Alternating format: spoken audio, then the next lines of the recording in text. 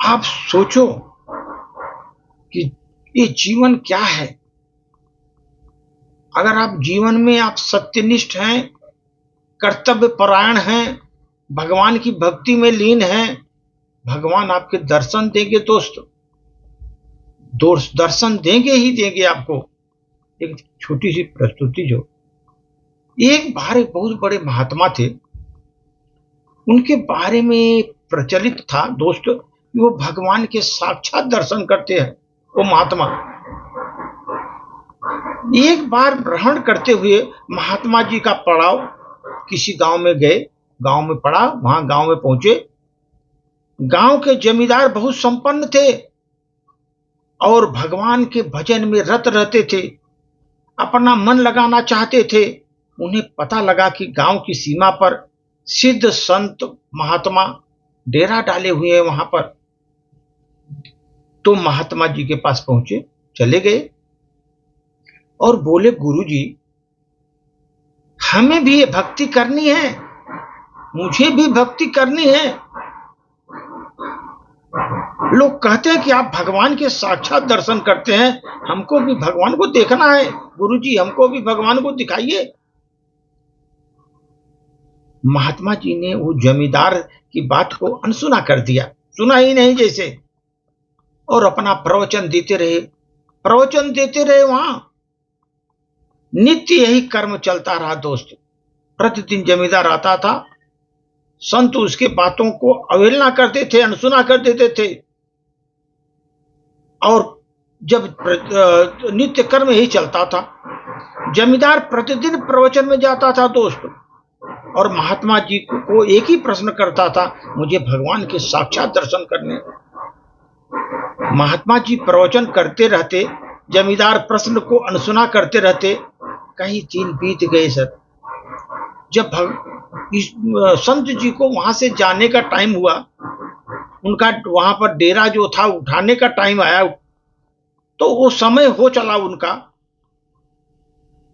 तो जैसे संत बड़े बड़े होते हैं सर, वो बड़े बड़े संत बहता पानी रमता जोगी होते हैं। उनका कोई एक जगह ठिकाना नहीं होता, वो कहीं भी चलते रहते हैं, जहां रुक गए चलते रहते हैं। फिर वहां से चल करके जमींदार साहब के यहां पहुंच गए। भगवान को देखना है, क्योंकि उनको भगवान को देखना है। जमींदार के यहां पहुंच गए। महात्मा जी ने एक क्षण सोचा, विचार आया कि जमींदार को लेकर पास में बह रही जो नदी थी, वहां लेकर चले गए उनको। वहां पर कमर भर पानी में पहुंच करके महात्मा जी ने कहा, जमींदार डुबकी मारिए। उसको भी कमर पर पानी में जमींदार को ले गए, बोले डुबकी मारो, जब तक सांस हो पानी में डूबे रहिए, अपना सांस रोको, जब तक सांस है पानी में डूबे रहो। महात्मा जी ने बोला, नदी में ले जा करके। जमींदार ने अपना भरपूर प्रयास किया, लेकिन सांस की जब हवा खत्म होने लगी तो पानी में खड़े होने लगे, और देखते ही महात्मा जी लपक कर जमींदार को दबोच देते थे पानी में, और डुबकी मारो और डुबकी मारो। उस समय दोस्त जमींदार छटपटाने लगा, सांस ही नहीं रह गई थी तो और भी छटपटाने लगा। जब दम जो है जान जाने की अब आ गई, आकुलता इतनी उत्पन्न हो गई, तो महात्मा जी ने उसको छोड़ दिया। व्याकुल हो गया वो जमींदार, तो महात्मा ने छोड़ दिया। बाहर आने पर सांसें उसकी थोड़ा व्यवस्थित हो गई, हाँफ रहा था बेचारा, पूरी सांस खत्म हो गई थी। तब महात्मा जी ने पूछा, जमींदार साहब ये बताओ, आपको अभी किस चीज की इच्छा हो रही थी? जब आप डूबे थे किस चीज की इच्छा हो रही थी? जमींदार बोला, सांस लेने की महाराज, सांस लेने की इच्छा हो रही थी। ऐसे समय में तुम्हारा बंगला गाड़ी सांस के बदले में दे रहा था, कुछ बड़ा बड़ी प्रॉपर्टी बनाया, उस सांस के बदले में कुछ वो लोग दे रहा था। तो उन्हें बोला, तुम महात्मा जी आप पगला तो नहीं गए हो? सांस के अलावा और कोई क्या चाहेगा, सांस ही तो चाहिए वहां पर। तब महात्मा जी ने गंभीर स्वर में कहा, जमींदार, जब ऐसे ही आकुलता आपको पैदा होगी जीवन में, केवल भगवान के लिए ही आप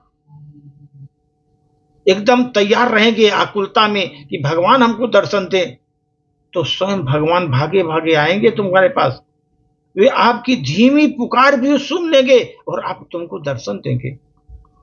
ऐसी आकुलता तुम लाओगे तो। दोस्तों ये सोचो, जीवन में जब आप जीवन के पथ पर चल रहे हो ना, जीवन में कभी भी पथ पर रुकना नहीं, थकना नहीं, चलते चलते चलते रहना, थकना नहीं। और कितना भी मुश्किल आए जीवन में, डरना नहीं। ये ध्यान रखो, कितना भी मुश्किल जीवन में आए, डरना नहीं, क्योंकि जीवन एक संघर्षशील है, संघर्ष भरा जीवन है, उसको संघर्ष करना ही है, इसलिए संघर्ष करते रहो, कभी भी डरना नहीं। अपनी मेहनत से कभी तुम जीवन में पीछे न हटना। जीवन के पथ पर जो चल रहे हो ना, कभी पीछे मत हटना। हमेशा हौसला अपने दिल में बनाए रखो, हौसला अपने दिल में बनाए रखो। और जब उम्मीद है दोस्त, उससे रिश्ता बनाए, उम्मीदों से रिश्ता बनाकर जोड़कर रखो। एक यात्रा तुम्हारी जो जीवन की है ना, एक परीक्षा है, इसी बीच में उसको अधूरा मत छोड़ो दोस्तों, अधूरा मत छोड़ो। इसलिए वो महात्मा जी ने भी जमींदार को बोला, भाई तुम डुबकी लगा रहे हो लास्ट तक, जब तक भगवान तुमको न दिखे। ये ध्यान रखो, भगवान तभी तक, उनके लिए जब व्याकुल हो जाओगे, भगवान आकर दर्शन देंगे दोस्तों। इसलिए यात्रा एक परीक्षा है तुम्हारी। बढ़िया से यात्रा कर सकते हो नहीं, संघर्ष कर सकते हो नहीं, भगवान भी देखते हैं ये संघर्षशील आदमी है, उसी को विजय पताका देते हैं फहराने के लिए, क्योंकि मालूम है ईश्वर को ये विजयी आदमी यही है, क्योंकि इसमें संघर्षशीलता है, ईमानदारी भरी हुई है, मेहनत कश आदमी है, आगे बढ़ेगा ही बढ़ेगा। इसलिए दोस्त, जितने भी मेहनत कश ईमानदार आदमी है, देखो अपने बल पर वो आगे बढ़ते जाते हैं, बढ़ते जाते हैं। 4 दिन के लिए नहीं, हमेशा वो चमकते रहते हैं दोस्तों। इसीलिए वो 4 दिन की चांदनी नहीं रहती उनकी ऐसी व्यवस्था हो जाती है जीवन के रंगमंच पर चलते चलते पथ पर, कि उनकी प्रसिद्धि एकदम कामयाब हो जाती है और प्रगति के मार्ग पर बढ़ते ही जाते हैं। तो कोई नहीं रोक सकता उनको। धन्यवाद।